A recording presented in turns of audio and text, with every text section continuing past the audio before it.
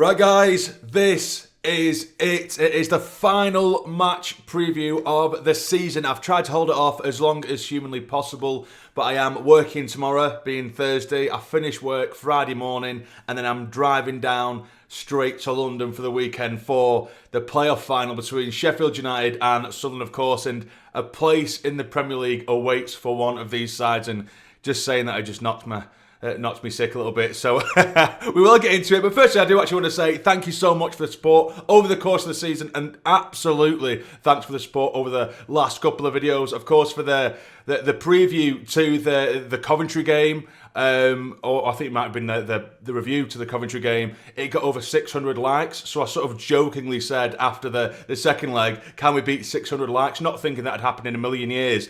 That video, as I'm recording this, is set on nearly 900 likes, nearly 1,000 likes, which is absolutely insane. But it just proves how amazing you lot are. Can you hit a decent amount on this one as well? So if you haven't already, hit the like button for me, subscribe if you're new. We're going to get into it. I've got a serious head on today. Well, I'm trying to remain serious because it is a big game. It's an absolutely huge game, but it's a game that we need to enjoy nevertheless. It's a huge occasion, a chance for Sunderland to get back in the promised land, back to the Premier League. But we have a formidable opponent to get past in Sheffield United. You know, they played Bristol City, wiped the floor with them. You could argue that maybe because of the sending off in the first leg, it set them up for an absolute walloping in the second anyway. So they got through it relatively unscathed. And they just have, on paper anyway, Sheffield United, they have such strength in depth, particularly for this league.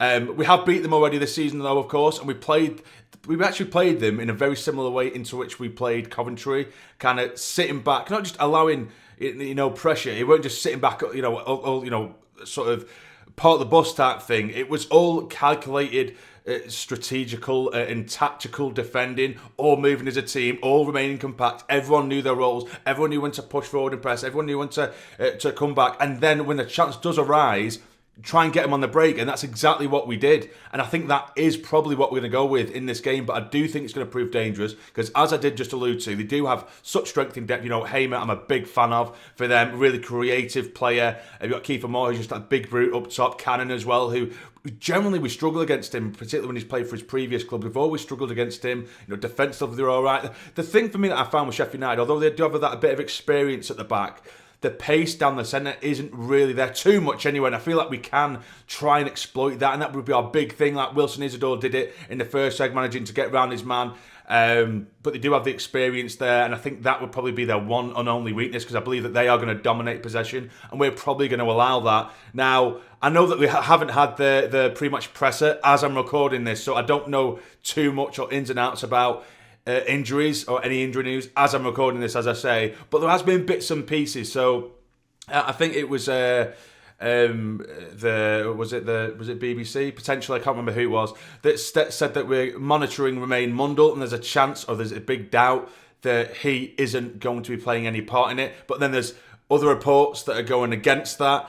So we'll have to wait and see. But if Romain Mundle is entirely fit, I would start him, personally. I do believe, as I said, I do believe thoroughly that he is going to go with the exact same team that played against Coventry. He's going to go with the flat 4-4-2, with Easter and Mayender up top, Robertson on the right, Lafay on the left, Job and Neil in the middle. Same defenders with Sirkin, O'Nien, Ballard and Hume, and then Patson in goal. I think that's what he'll go with. And I wouldn't be entirely opposed to that. I just feel like in this game, I suppose you could say, regardless of the tactics and the system we use, but I just feel like in this game, if Sheffield United score first, I don't mean to be all sort of doom and gloom, but I do think we'll be fucked, personally. I just can't see us managing to claw our way back from that, given that how much possession they're going to have. However, I do think that if we do score first, then we can do it. That's just the way I'm looking at the game. I think we can do it, but I think 4-4-2 might be asking for it, and they are a totally different beast to Coventry, who are a very good side in themselves, total respect to them, but these are a totally different beast to Coventry. So personally, for a one-off game, I would like to see a 4-2-3-1, and if Mundle is fit, this is the system and the lineup I would like to see. So I've actually made a mistake there. I put Mep in there instead of Ballard. I didn't mean to do that, so apologies, Chris Mepham. You're a phenomenal player, but Ballard isn't getting dropped, and neither is 09 for that matter. So I would go with Patterson in goal, Sirkin 09, and it would be Ballard and Hume. I would go for Dan Neil and Jobe is the centre midfield partnership. Lafay in that central role where he can, on the defence, he can get back and tuck in with Dan and Jobe. But going forward, he has that ability where I think he's getting assists out of his arse at the moment over the last couple of games. He can be quiet and maybe even pretty poor all game, but then he can just pick up this moment of magic with a perfect through ball, this little creative side that we really have struggled with without him. So him in behind and Mayenda, or if Isidore starts, either way, and then having Mundle on one side, Roberts on the other, I think it just gives us a totally different dynamic, and it gives Sheffield United something to think about on that Wembley pitch.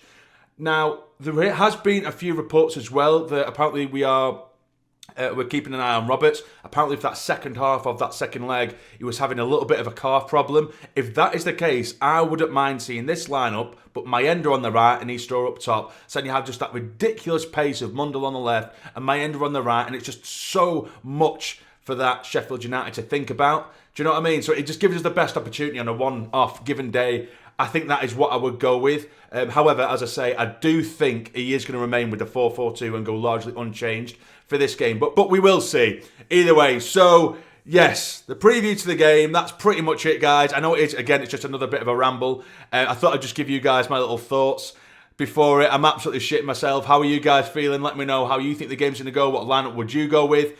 Now, for my predictions, the dreaded prediction for such a big game, as I say, I think if Sheffield United score first, I do think we're going to struggle. I can't see us clawing out from that defensive system that we're in at the moment. That is ideal for just trying to catch them on the break. But I just think if Sheffield United get one, they'll smell blood and they just won't stop.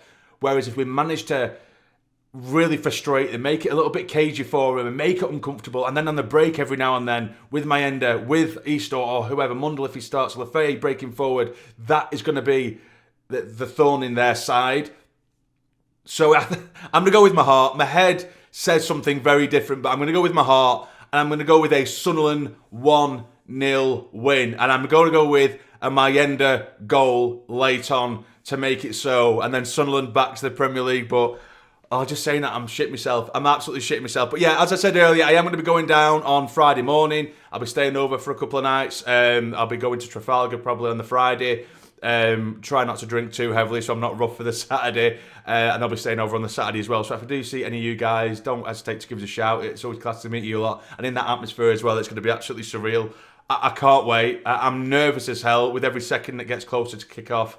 I'm genuinely shitting myself, but may the best team win, and please may that team be Sunderland. But either way, hit the like button, subscribe if you're new, keep the faith. How are you, lads?